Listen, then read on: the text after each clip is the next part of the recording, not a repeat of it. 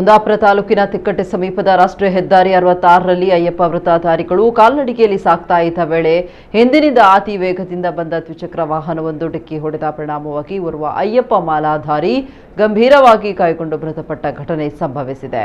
ಕೋಟೇಶ್ವರ ಸಮೀಪದ ಕುಂಬ್ರಿ ನಿವಾಸಿ ಹಾಡಿಮನೆ ಸುರೇಂದ್ರ ಮುಖವೀರ ಮೃತಪಟ್ಟವರು. ಸುಮಾರು 15 ಮಂದಿ ಅಯ್ಯಪ್ಪ ಮಾಲಾಧಾರಿಗಳು ಕೋಟೇಶ್ವರದಿಂದ ಹೆದ್ದಾರಿ ಮೂಲಕ ಮಂದಾರ್ತಿ ಶ್ರೀ ದುರ್ಗಾ ಪರಮೇಶ್ವರಿ ದೇಗುಲದವರೆಗೆ ಕಾಲ್ನಡಿಗೆ ಮೂಲಕ ಸಾಗ್ತಾ ಇದ್ದಾಗ ಅಪಘಾತ ಸಂಭವಿಸಿದೆ. ಅವರ ತಲೆಗೆ ತೀವ್ರ ಸ್ವರೂಪದ ಗಾಯಗಳಾಗಿದ್ದು ಸ್ಥಳೀಯರು ತಕ್ಷಣವೇ ಮಣಿಪಾಲ ಆಸ್ಪತ್ರೆಗೆ ದಾಖಲಿಸಿದ್ದಾರೆ. ಆದರೆ ಚಿಕಿತ್ಸೆಗೆ ಸ್ಪಂದಿಸದೆ ಅಸುನೀಗಿದ್ದಾರೆ. ಮತ್ತೋರ್ವ ಅಯ್ಯಪ್ಪ ವ್ರತಧಾರಿಗೂ ತೀವ್ರ ಸ್ವರೂಪದ ಗಾಯಗಳಾಗಿವೆ ಅಂತ ತಿಳಿದು ಬಂದಿದೆ.